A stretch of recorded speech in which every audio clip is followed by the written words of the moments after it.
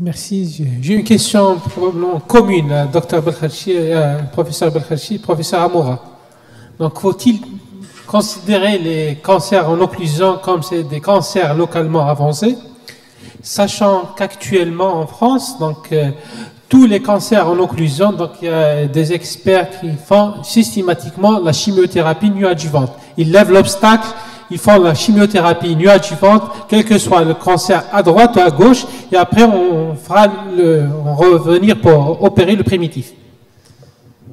Ça a été discuté à l'AFC cette fois-ci. Merci, professeur Mahmoudi, pour la question. Effectivement, l'objectif de la communication, c'était de dire que arrêtons d'opérer systématiquement et de réséquer systématiquement. Faisons un geste à minima et confions les patients à un traitement néoadjuvant pour améliorer les résultats à court et à moyen terme. Et puis, plus encore, à long terme, pour améliorer la survie à long terme. Donc, pour moi, il est indispensable d'arrêter de réséquer systématiquement et de faire donc le pan et de confier les gens à l'oncologie. Je ne sais pas si le professeur Amoura est d'accord avec moi. Oui.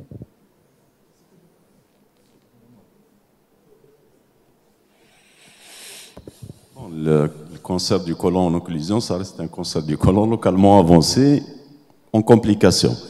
Dans notre étude, on a inclus les cancers du côlon en occlusion ayant bénéficié d'une stomie première, c'est-à-dire stomie première, c'est dans le cas où ils n'ont pas été réséqués en urgence, parce qu'il y a toujours des gens qui continuent à réséquer.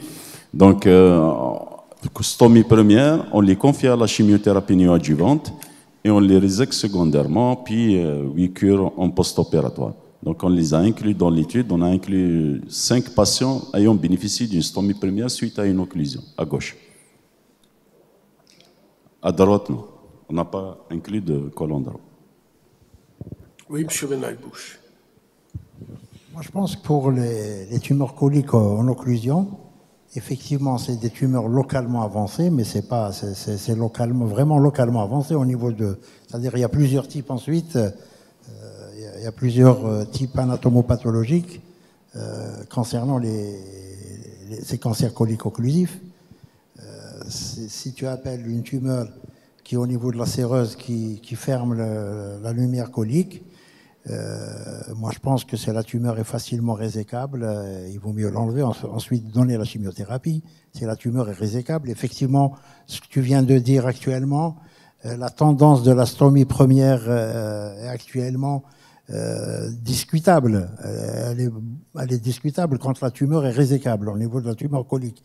Quand la tumeur est facilement résécable, beaucoup d'auteurs préconisent la résection.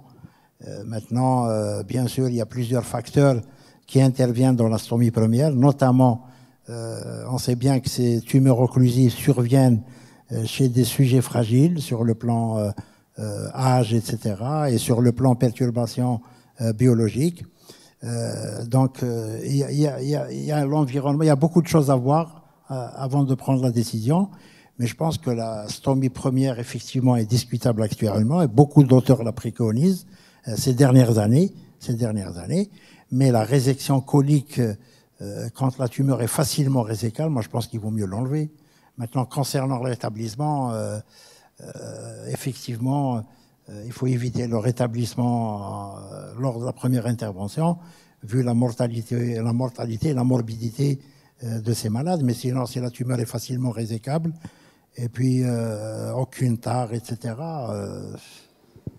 quand la tumeur est facilement résécable, moi je pense qu'il vaut mieux faire la résection, suivie d'une chimiothérapie. Monsieur Seboujoui. Je suis plutôt partisan de la stomie première, parce que, premièrement, dans les conditions d'urgence, très rarement les conditions sont réunies pour faire un geste idéal de résection avec un bon curage.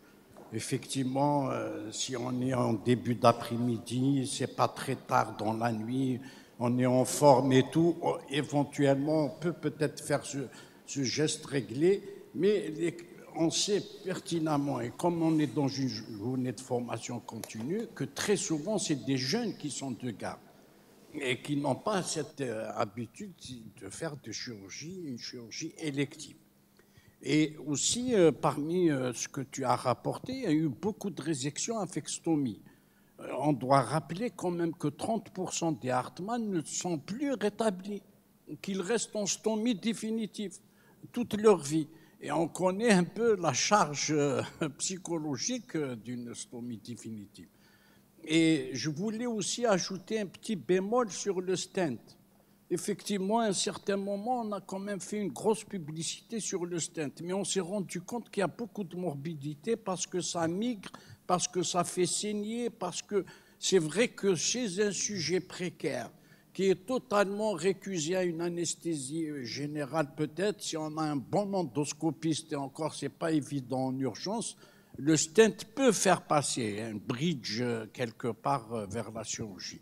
Donc au total, moi je suis partisan d'une stomie première, d'autant plus que maintenant Amoura nous a quand même convaincu que le périopératoire rentre parfaitement dans un bon résultat pour la chirurgie colique en occlusion. Je pense que ça peut aussi s'être adapté.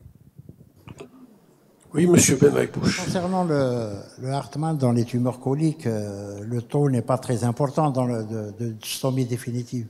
Les stomies définitives, dans les Hartmann, quand la tumeur est beaucoup plus basse, mais quand une tumeur sigmoïdienne au niveau de la charnière ou là un peu plus haut, moi je pense que le rétablissement ne posera pas de problème. C'est beaucoup plus les tumeurs du rectum. Tumeur du rectum, quand il y a une tumeur du rectum en occlusion, qu'est-ce que tu ne vas pas rétablir ok, là je suis tout à fait d'accord avec toi. Pour les tumeurs basses, la stomie. Mais ce que tu viens de dire, monsieur Zebouj, effectivement, c'est ce que j'ai dit. L'environnement, quand on opère à minuit, 1h du matin, chez un malade fragile, il vaut mieux faire une stomie. Mais sur le plan pratique, un malade, tout ce qui est environnement est correct, tu peux faire la résection. Mais effectivement, dans les rétablissements dans les tumeurs basses, le taux de stomie définitive est très élevé, effectivement, dans les Hartmann. Merci, M. Benabouche. Oui, docteur Ladada, oui. C'est pour le professeur Amoura.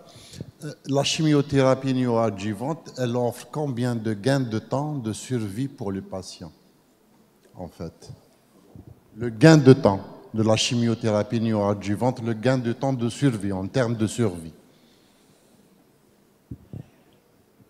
Pour l'instant, il n'y a aucun essai qui a montré donc une amélioration de la survie. Justement, c'est pour ça qu'il n'est pas une recommandation.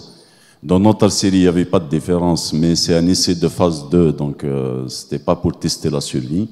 Pour tester la survie, il faut une étude multicentrique ou un centre de grande activité, parce qu'il faut des milliers de malades.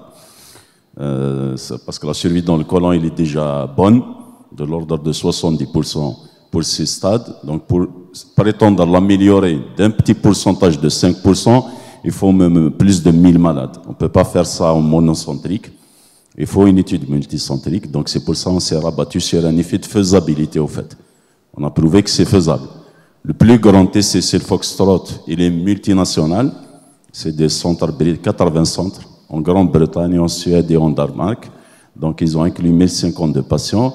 Pour l'instant, ils ont testé le taux de rechute à 2 ans. C'est pas la même chose. Ils ont montré que statistiquement, c'est significatif, il y a une amélioration, mais les résultats sont toujours perfectionnés. Ma conviction que ça va venir. Après, il y a des informations qu'on peut donner aussi, que actuellement, on s'oriente beaucoup plus vers certains stades, notamment les T4 et ou N2. Parce qu'on a remarqué que pour ces stades, ça donne encore plus, et notamment quand ils sont de statut PMMR ou MSS. C'est comme la chimiothérapie adjuvante, ça donne plus pour les MSS. Et dans l'essai Foxtrot, le néoadjuvant a donné aussi plus pour les tumeurs MSS ou PMMR. Donc on s'oriente vers ces sous-groupes. Merci Amoura. Docteur Haroun, oui. Je ne sais pas si je peux me permettre juste pour un commentaire pour votre réflexion pour la chimiothérapie néoadjuvante. Est-ce que ça peut être, elle aura une place par rapport au cancer du côlon? Je pense que le côlon en occlusion aura vraiment sa place, stomie avant puis chimiothérapie néoadjuvante, parce que déjà le malade est fatigué. Ça peut permettre aussi donc une meilleure qualité de, plutôt améliorer l'état nutritionnel et général. Et aussi, il y a plusieurs études qui ont commencé à s'intéresser à ça. On a le Foxtrot, on a un essai japonais aussi qui était positif sur le taux de rechute. Et il y a aussi un essai très important qui est l'essai Concerto, qui est un essai randomisé qui va commencer en France la fin de cette... Bon, il a commencé, je pense, en novembre 2023, qui va comparer colostomie première, chimiothérapie néoadjuvante, aussi toujours l'importance du statut MSI, avec un statut MSS, pour le T4 et le T3 fort, versus une chirurgie conventionnelle. D'accord, sans chimiothérapie néoadjuvante, je pense qu'on aura les résultats par la suite. Merci, docteur Haroun. Je vais clôturer et je suis tout à fait d'accord avec M. Zembouch. La colostomie, elle n'a pas d'intérêt juste par rapport aux données péropératoires et à la faisabilité. Elle a aussi un intérêt en post-opératoire. On a le temps de bien préparer le patient, on a le temps de bien explorer notre patient, de rechercher d'autres localisations, etc. Et ça nous permet d'aller peut-être vers la chimiothérapie néoadjuvante quand c'est localement avancé. Donc, il faut aller vers la colostomie prochainement et chirurgie secondaire. Je pense que c'est la tendance actuelle partout dans le monde. Merci. Professeur Sedidri, s'il vous plaît. C'est moi, l'oratrice. Oui. Donc, s'il vous plaît, donc, si j'ai bien compris, donc si on a un cancer en occlusion, donc chez un patient, et on est sûr du diagnostic, on sait que c'est un malade qui est connu porteur de cancer colorectal. Il faisait des syndromes subocclusifs. C'est-à-dire qu'on a le statut de ce malade. Est-ce que s'il vient en occlusion, je préférerais faire une stomie, ou bien si j'ai les conditions, je fais une résection carcinologique? Stomie première. Très bien. Voilà, c'est la tendance actuelle, c'est pas M. Sididri, c'est la tendance actuelle partout dans le monde. Stomie première et après surtout, on discute la prise en charge. Surtout avec l'ère de cette chimio néoadjuvante. Merci. On passe à la prochaine communication, donc c'est le rôle de l'anesthésie dans la prévention des récidives des cancers.